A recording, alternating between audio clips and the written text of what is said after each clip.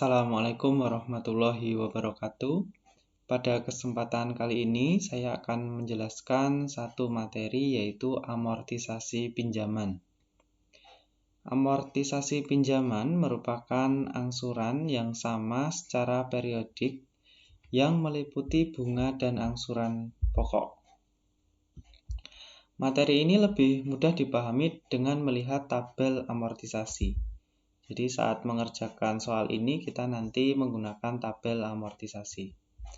Nah, perlu diketahui ada dua jenis amortisasi, yaitu dibayar setiap akhir periode dan dibayar setiap awal periode. Cara mengerjakannya pun juga berbeda. Nah, ini langsung kita masuk ke ilustrasi yang untuk akhir periode dulu.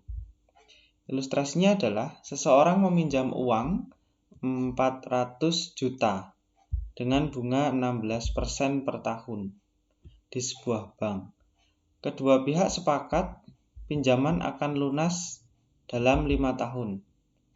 Angsuran ditetapkan selalu sama pada setiap akhir tahun yang meliputi bunga dan angsuran pokok.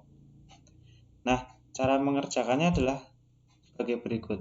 Kita perlu tahu berapa angsuran tetapnya terlebih dahulu. Caranya adalah dengan rumus ini. Ya, R itu adalah besaran angsuran tetapnya nanti ya. PO-nya yaitu 400 juta, besaran hutangnya tadi didapatkan dari soalnya ini. Kemudian PVI FA 16% itu didapatkan dari soal juga, bunganya 16% dan N-nya 5 tahun ya. Kemudian dicari di tabel 4 ya ini. Ketemu angka 3,27429 ini ya. Nah, setelah dihitung hasil R-nya atau angsuran tetapnya adalah sekian. 123.163.889 rupiah. Nah, angka ini kita masukkan ke tabel amortisasi ini. Ya, angsuran tetapnya di sini, kita masukkan di sini. Ya, jadi 5 kali angsuran dimulai dari akhir tahun pertama. Karena ini tadi disebutkan di soal pembayarannya setiap akhir periode. Ya, ini akhir tahun pertama sampai akhir tahun kelima. Angsurannya tetap. Nah, kemudian di sini ada kolom selanjutnya yaitu pembayaran bunga dan angsuran pokok. Jadi, angsuran tetap di sini terdiri dari pembayaran bunga dan angsuran pokok. Nah, angka 64 juta ini dapat dari mana? Angka 64 juta ini didapatkan dari 16%. 16% itu tadi bunganya dikali dengan saldo pokoknya yang tersisa. Jadi 16% dikali 400 juta ketemunya 64 juta. Kemudian angka 58 juta sekian di angsuran pokok ini didapatkan dari 122 juta sekian angsuran tetap ini dikurangi pembayaran bunga. Hasilnya adalah 58 juta sekian ini. Nah, kemudian pada nilai ini 341 juta sekian ini didapatkan dari 400 juta dikurangi 58 juta angsuran pokoknya ini. Jadi saldo pokoknya ini tersisa 341 juta sekian. Ini didapatkan dari 400 juta dikurangi 58 juta sekian. Nah, sebenarnya untuk lebih jelasnya saya sudah menyiapkan Excel-nya. Nah, ini dia. Soalnya sama dengan yang tadi, tetapi di sini jawabannya saya rumuskan menggunakan rumus-rumus yang ada di Excel, gitu ya. Untuk mencari angsuran tetapnya sudah jelas ya, 122 juta sekian ini sudah jelas. Lalu di sini kolom-kolomnya sama ya, saldo pokoknya 400 juta. Di sini pembayaran bunganya mengapa 64 juta?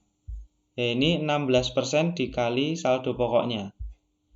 Kemudian angka ini, angsuran pokok ini didapatkan dari angsuran tetapnya dikurangi pembayaran bunganya. Kemudian saldo pokok di sini didapatkan dari sisa saldo pokok periode sebelumnya dikurangi angsuran pokok periode sekarang. Begitu seterusnya. Ya, ini didapatkan dari 16% dikali saldo pokoknya ini. Kemudian ini didapatkan dari angsuran tetap dikurangi pembayaran bunga. Kemudian saldo pokok di sini didapatkan dari saldo pokok sebelumnya dikurangi angsuran pokok sekarang. Dan seterusnya, ya, dan seterusnya dengan cara yang sama. Gitu. Nah, ini adalah jawaban dari ilustrasi yang pertama, apabila amortisasi di akhir periode. Kemudian, apabila kita masuk ke slide selanjutnya, di sini ada amortisasi angsuran dibayar setiap awal periode. Ya, soalnya sama persis, namun angsurannya ditetapkan selalu sama pada setiap awal tahun, gitu ya, yang meliputi bunga dan angsuran pokok. Nah, berapa angsuran tetapnya? Nah, untuk menghitung angsuran tetapnya, rumusnya adalah sebagai berikut. Ya, saya perlu pointer pen. Oke. Jadi rumusnya adalah P0-nya 400 juta tadi ada di soal. Kemudian 1 plus PVIFA, ya, I-nya 16%, lalu di sini 4. Mengapa 4? Karena N-nya 5 dikurangi 1. Ya, jadinya 4. Kemudian ini dicari di tabel 4, di tabel keuangan 4 ya. Nilainya adalah 2,79818. Nah, ini harus ditambah 1.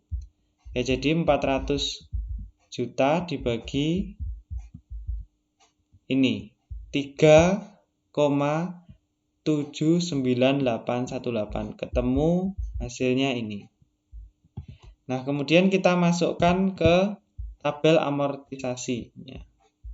Nah, perbedaan dari yang pembayaran di setiap akhir periode tadi, apabila di akhir tahun ke-0 tadi belum membayar angsuran tetap, nah di sini di awal periode sudah membayar begitu ya.